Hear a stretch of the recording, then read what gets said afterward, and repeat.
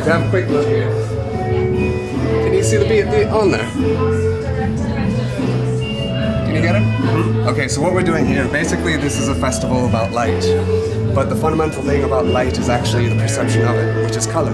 And the two things are very, very different. And so part of the point of this is to show the relationship or the lack of relationship between light and our perception of it, which is color. So basically I brought my lab, or part of my lab here, to the gallery. And while I'm here, I'm going to be running some experiments where we don't actually know what the results are going to be. So it's a proper experiment. That's it, really. At the moment, I'm training them that these are flowers. So every single flower here, or plexiglass stem, offers a reward. So it's got sugar water in it. Okay? So no matter where they land, they'll get a reward. And then once they've learned that these are flowers, I'll label those bees with little numbers.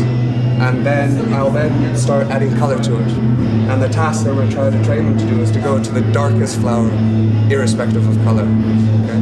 And the reason for doing that is that these see color much the way we do, but they do it with 1 million brain cells, whereas we do it with billions. So if we can understand how they do it, maybe we can understand how we do it and other animals do it. Okay? So HQ is basically that flight arena in miniature. So you see 64 circles, like here. Okay, those are the same circles that you have over there. Okay? Now, what the bee had to do, this is one bee, she had to basically find 6 blue flowers in amongst 58 white ones. Only the blue ones were rewarding. Okay? So initially she doesn't have a clue. She knows that these are flowers, but you see she's just flying to them randomly and just testing them. But she doesn't happen to land on a blue one. Whereas 2 minutes later,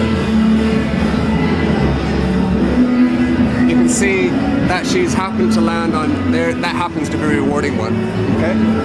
And now she's really pretty much solved the task. She knows that, it's the blue ones, not the white ones that I need to go to. And then over there is another 2 minutes. And then here's only pretty much 2, 4, 6. This is pretty much 8 minutes after she just started, okay?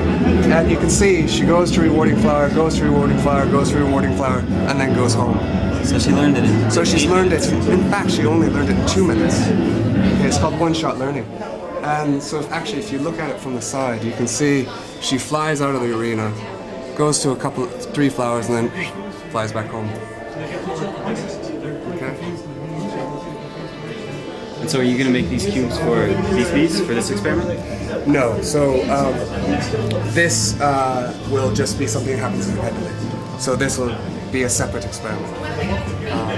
This was just to show how quickly something that we considered to be a fairly dumb insect is in fact incredibly clever, and is in fact solving the same problems that we've evolved to solve, and the same problems that machine systems